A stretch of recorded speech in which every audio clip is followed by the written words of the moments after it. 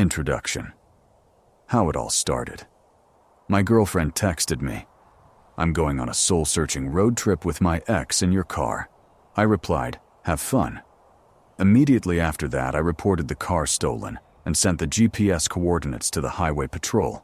At the moment, they were pulled over out in the middle of nowhere at 3:00 a.m. Now my ex is explaining to a Nevada judge why she thought it was okay to take my car with her ex-boyfriend for spiritual searching. The judge was not impressed by spiritual growth as a defense. Backstory: the night she was packing to leave. 3 days ago, I came home from work and found Rachel packing a duffel bag in the bedroom. I assumed she was going to visit her sister or something. Nope. She sat me down and said, "We need to talk," which is never a good sign. She told me she'd been doing a lot of thinking, that our relationship felt stagnant, and that she needed to find herself. Then she announced she was going on a month-long cross-country road trip to figure things out. I thought, okay, sudden, but fine. Then she revealed who was going with her, her ex, Jonas. I couldn't believe it at first. She explained they'd been texting as friends, that he was going through his own spiritual awakening, and that they both needed this trip. Everything was strictly platonic, about growth. And they planned to take my car. Not her old, unreliable 2009 Honda, but my almost new car. My car, the one in my name that I'm still paying for, which she's not on the insurance for. She said her car wouldn't make the trip.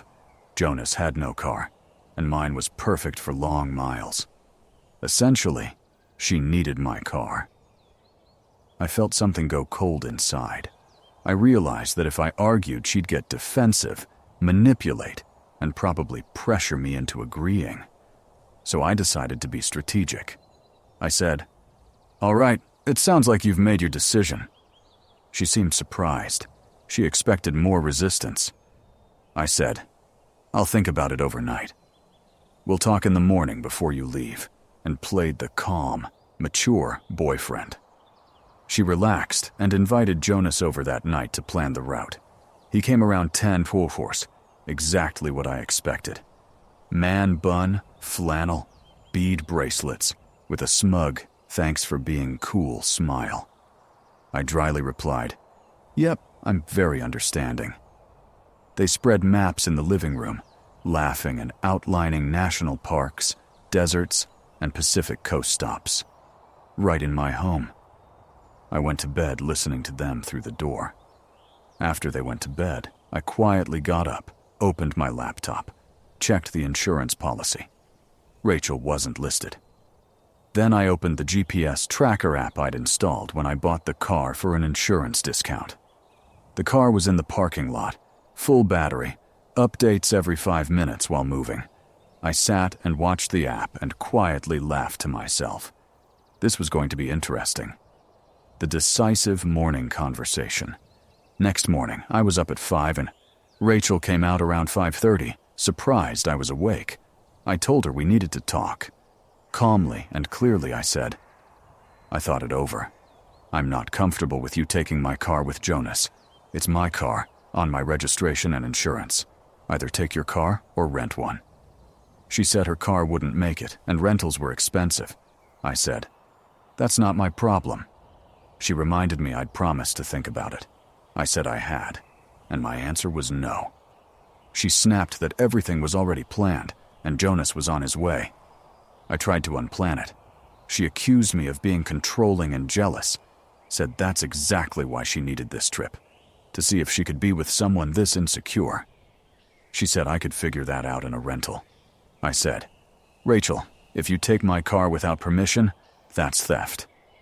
She actually laughed. I wouldn't call the cops on my own girlfriend. I didn't reply, I just looked at her. Jonas arrived at 6. Same look. Man bun, flannel, beads. Grateful smile. "Thanks for being so cool." I answered, "I'm not being cool." Rachel ignored me and told him to start loading. He looked uneasy but began packing their duffels. Cooler, camping gear, Jonas's guitar. Naturally. and I watched them put everything in my car. I stood there 5 minutes, then went inside, grabbed my phone, and called my insurer. The agent listened, checked the policy. Rachel wasn't listed. He said I needed to report it as stolen immediately, otherwise I wasn't covered. I told him I'd call the police next. I called the non-emergency police line and explained that my girlfriend had taken my car with her ex, despite me explicitly denying permission. The dispatcher asked questions, confirmed she wasn't on the title or insurance, and that I said no. He said they could file it as unauthorized use of a vehicle, took my info and car details, and gave me a case number. I thanked him, reopened the GPS app. The little dot was moving west at 70 miles. I made another coffee and watched. A coworker texted asking about lunch. I declined.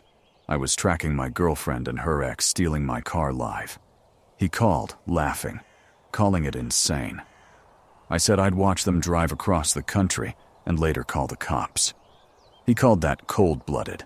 I said they took my car on a romantic-sounding road trip. Fair point. Around noon, Rachel texted a photo from a rest stop with the caption, "Feeling free already." I didn't reply. That evening they were in a Kansas motel. GPS showed they were parked. Rachel called around 9 p.m., all happy about the drive and their deep conversations. I asked where they were staying and when they'd return. She said she wasn't putting a timeline on it, and that I needed to let go of control. I demanded my car back. She said she'd return it when she was done. I insisted. She refused and hung up. I called the police again and asked them to upgrade to a stolen vehicle report. They did and said the plates would be flagged. I slept well that night. The next day I watched them go through Colorado, stopping at overlooks and cafes. They sent scenic photos. I screenshotted everything. A Colorado State Patrol officer called, asking if the vehicle was still missing. I said yes, and that I was tracking it by GPS. He asked if I wanted recovery attempted. I said not yet, and asked to be notified. He gave me his direct number. That night, at a campground, I asked if they slept in separate tents. Rachel admitted they were sharing a tent, but insisted nothing was happening. I told her that was over the line. She called me toxic and hung up. My brother laughed when I told him. He said to keep updating him. When they hit Nevada and stopped at a shabby motel in the middle of nowhere, I looked it up. 6 rooms, 1-star reviews. One mentioned seeing a scorpion the size of a phone. Rachel called around 11 p.m., exhausted, and said they'd push for California the next day. When they finally reached the coast, I demanded she bring the car back now. She said she was in the middle of a journey and that I was killing her vibe. I called Nevada Highway Patrol with the exact motel address, vehicle details, and my case number. The dispatcher confirmed the stolen vehicle flag and said they'd send a unit. The Nevada arrest. Shortly after 1 a.m., a Nevada Highway Patrol officer called and asked me to verify the VIN. It matched. He said they knocked on the room door. 2 people answered and identified as Rachel and Jonas, claiming permission. I said no. I explicitly told Rachel that morning she did not have permission, and I repeatedly demanded the car back. The officer asked if I'd give a written statement. I agreed. Based on my statement as the registered owner, they recovered the vehicle and placed both occupants under arrest for vehicle theft. The vehicle was towed to impound. I paused, then asked, "Both of them?" He replied, "Yes, both occupants are culpable." I said that was fine. My phone exploded with calls and texts from Rachel, Jonas, friends, and family. I didn't respond. I kept watching the GPS until the car moved to an impound lot. Then I went to bed. The next morning, I woke to dozens of messages accusing me of being insane for calling the cops on someone who just wanted to grow. I replied to one friend, "Rachel took my car with her ex on a month-long trip after I explicitly told her she couldn't. She refused to return it." I reported it stolen. The friend called me crazy and blocked me. Rachel's sister yelled at me on the phone saying, "She's my girlfriend," to which I said, "Cool." She went quiet. My brother called laughing. This was the best story he'd ever heard. I told him Jonas had been arrested too, and he lost it laughing. I called the impound lot. They confirmed they had my car and the fees.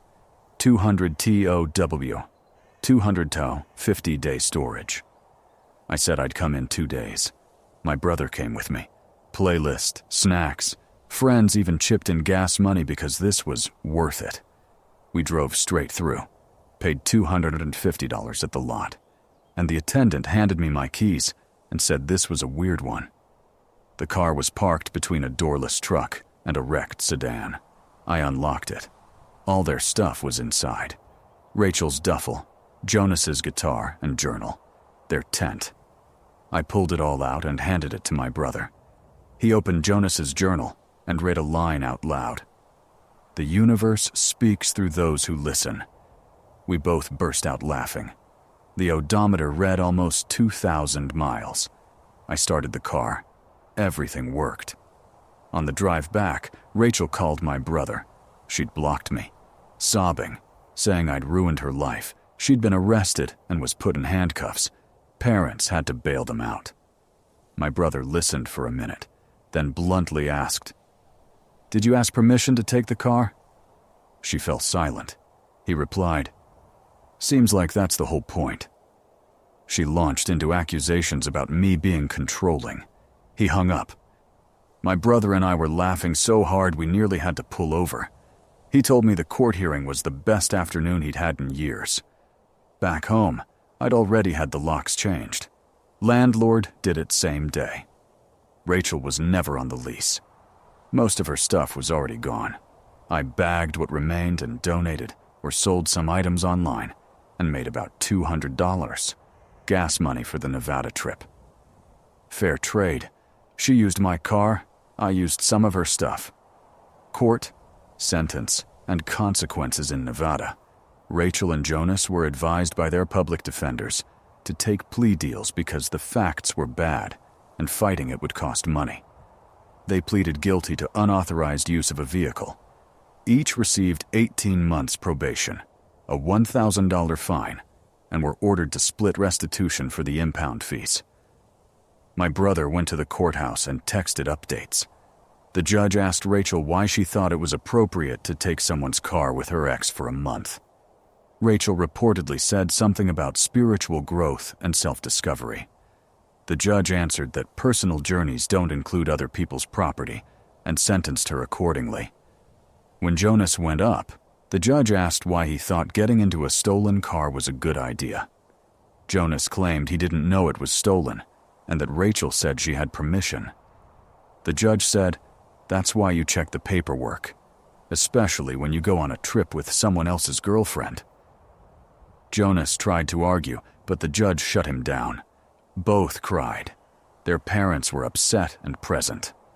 After the hearing, my brother said it was the best afternoon he'd had in years.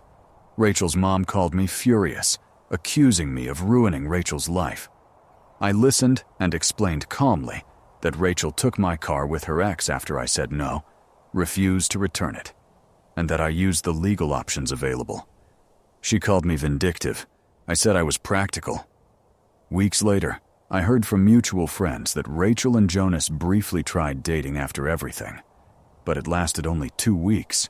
The arrest ruined their spiritual connection, and Jonas's parents threatened to cut him off if he continued seeing the girl who got him arrested. He chose his parents.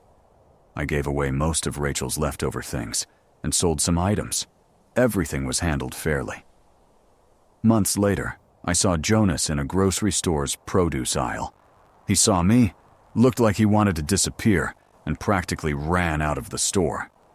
My brother was with me and joked, "That's the guy." I just nodded and kept shopping. A month later, Rachel had her own car and never asked to borrow mine again. She had no exes, and her spiritual journeys took a different, quieter form. People asked if I regretted their arrests. I said no. They took my car without permission, rode off with her ex, slept in the same tent, and refused to bring it back. That's not soul-searching. That's theft with terrible judgment. The arrests were just consequences. My car ended up where it belongs, in my parking spot, with my keys and no ex-boyfriend behind the wheel.